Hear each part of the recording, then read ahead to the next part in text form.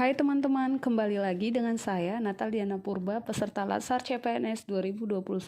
Pada video kali ini kita akan membahas tentang mind mapping etika publik. Mind mapping etika publik dibagi menjadi 2 poin penting. Yang pertama, kode etik dan perilaku pejabat, dan yang kedua, bentuk-bentuk kode etik dan implikasinya.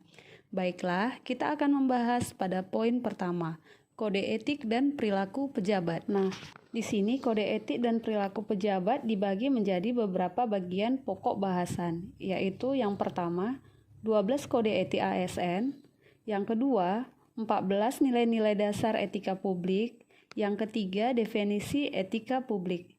Etika publik adalah refleksi tentang standar atau norma yang menentukan baik buruk, benar atau salah perilaku, tindakan, dan keputusan dalam rangka menjalankan tanggung jawab pelayanan publik.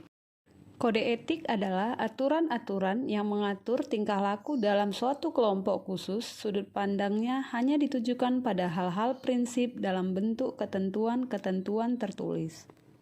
Kita masuk pada poin berikutnya, yaitu bentuk-bentuk kode etik dan implikasinya. Poin ini dibagi menjadi beberapa bagian pokok bahasan. Yang pertama, penting etika dalam urusan publik. Yang kedua, legitimasi kekuasaan. Yang ketiga, konflik kepentingan. Yang keempat, sumber-sumber kode etik bagi ASN. Yang kelima, implikasi kode etik dalam pelayanan publik.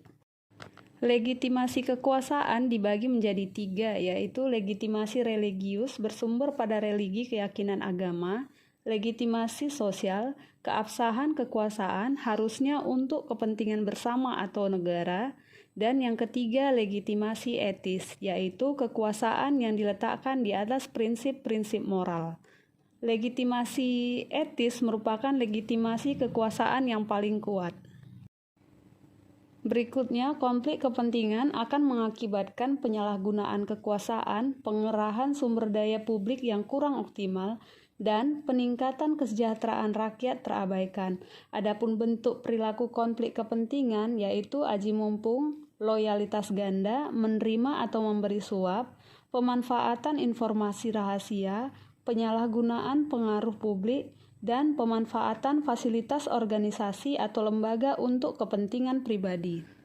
Adapun sumber-sumber kode etik ASN yaitu 1. Peraturan Pemerintah Nomor 11 Tahun 1959, yang kedua Peraturan Pemerintah Nomor 21 Tahun 1975, yang ketiga Peraturan Pemerintah Nomor 30 Tahun 1980, yang keempat Peraturan Pemerintah Nomor 42 Tahun 2004, yang kelima, Peraturan Pemerintah Nomor 53 Tahun 2010 dan Undang-Undang Nomor 5 Tahun 2014.